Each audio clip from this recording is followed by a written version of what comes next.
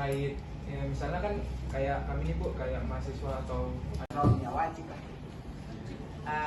Jadi saya ini peneliti di bidang mampus kami kalian bikin, mampus. Katanya udah 3 bulan murah cabai katanya kan gitu. Saya mau bertanya, tadi dijelaskan adanya bintik atau bercak. Saya akan bertanya pertanyaan saya. Tadi kan Ibu bilang kan benih yang Durian, udah, jeruk, lengkeng, tak jelas. Maksudnya tak jelas. Kalau dari pajak itu nanti gini ya.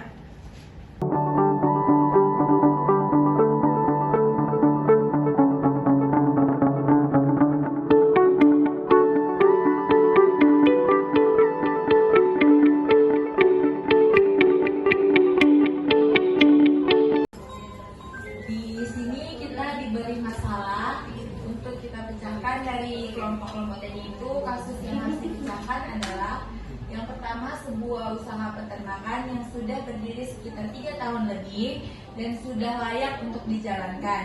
Namun, lingkungan warga sekitar peternak tersebut tidak setuju akan berdirinya peternakan tersebut. Tugas kita, buatlah analisis permasalahannya dan apa yang dapat kita lakukan. Bisnis mengalami kegagalan panen dikarenakan pasca COVID-19.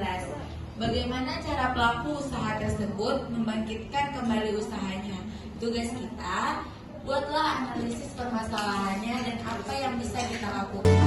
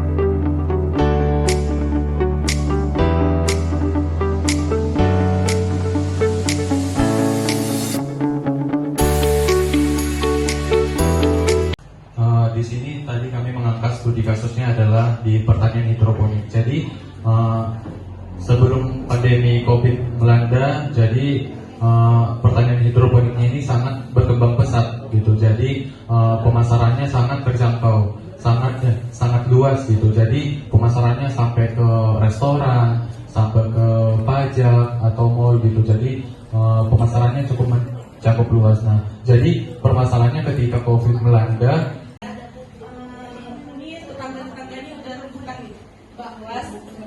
saudara sebelum menjelaskan langkah-langkah, saudara-saudara belum menjelaskan apa sih permasalahannya, apa penyebab permasalahan utama kegagalan panen yang terjadi pada pasca pandemi tersebut. Karena saudara-saudara sudah langsung ke langkah-langkah pencegahan masalah tersebut. Terima kasih.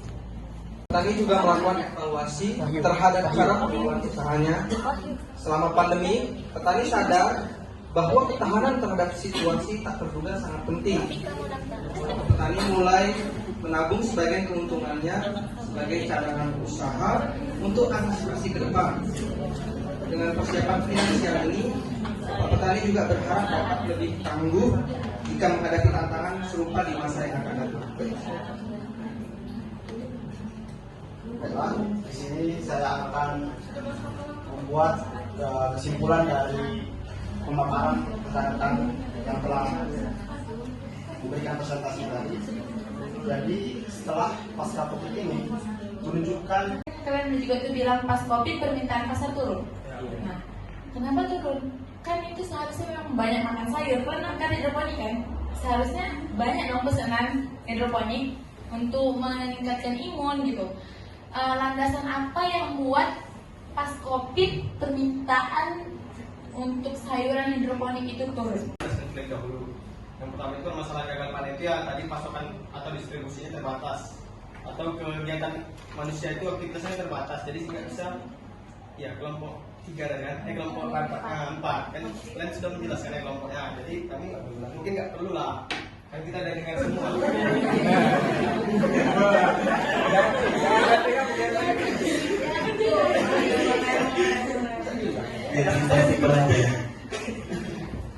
Tentang masalah udah dijelaskan di kelompok kami atau belum? Ini kan kita berbeda kelompok, pasti kan kita berbeda pendapat juga. Jadi alangkah baiknya sampaikan pendapat saudara, perbedaannya dengan pendapat kami tadi begitu. Terima kasih. Silahkan ditanggapi ya. Baik, terima kasih atas sanggahannya kepada saudari Rema telah memberikan solusi ataupun masukan kepada kelompok kami. Baik, apakah perlu kami jawab lagi tentang permasalahan yang kami hadapi dalam usaha hidroponik ini? Perlulah. Kami jawab lagi. Pertanyaannya barangkali dia cerai, ya kan? Ada kasus-kasus lain, mungkin anaknya sakit, kena COVID ya kan? Itu. Tapi dari sisi pertanian meningkat kebutuhan orang, rajin memasak emak-emak di rumah, karena pesanan apa itu dia datangnya. Kalau di industri barangkali banyak pemecatan, tapi kalau di pertanian dan laku, jadi tidak mungkin sayur yang untuk ya, tapi ini ya hanya menanyakan yang sekian itu dia menurun, sedangkan bunga yang harga tidak berharga yang di lapangan itu sudah naik ke dalam pot, naik ke dalam rumah, harganya begitu meledak dari zaman COVID. Sekarang aja itu bunga sudah tidak berharga lagi. Kalau dulu masa COVID itu sangat bagus ya. Desi 2024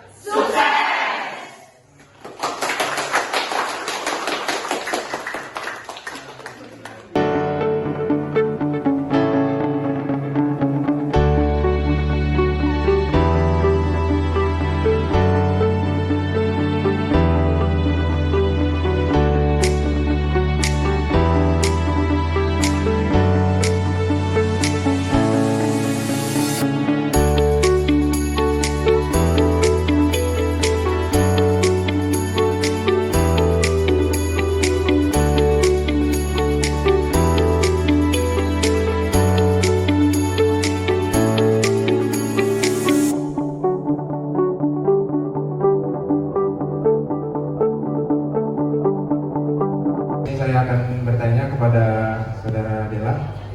Di sini saya akan bertanya tentang sapi. Menurut Dela, bagaimana sih cara kita memasarkan produk sapi kita yang baik gitu? Atau apakah ada inovasi-inovasi yang baik tentang pemasaran sapi? Baik, segitu aja yang bisa saya tanyakan. Terima kasih. Oke, saya akan menjawab pertanyaan dari Wahyu, yaitu bagaimana sih pemasaran sapi.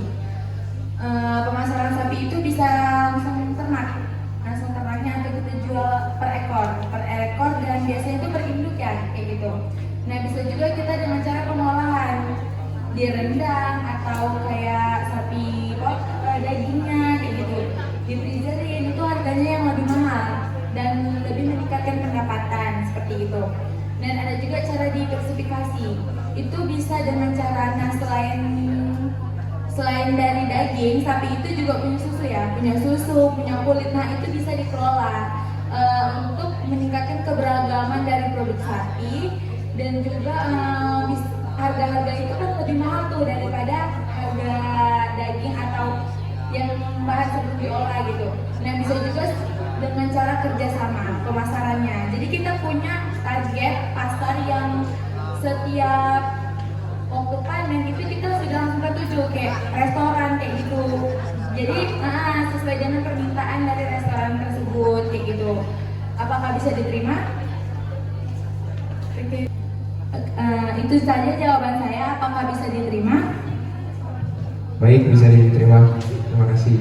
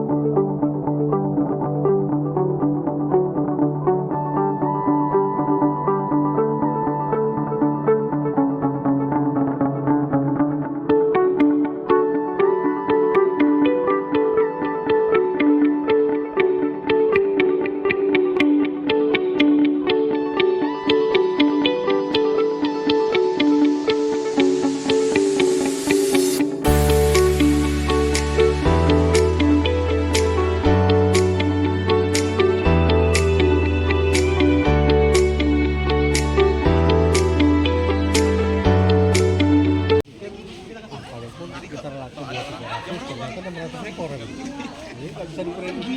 Tantangan pemeliharaan sehari-hari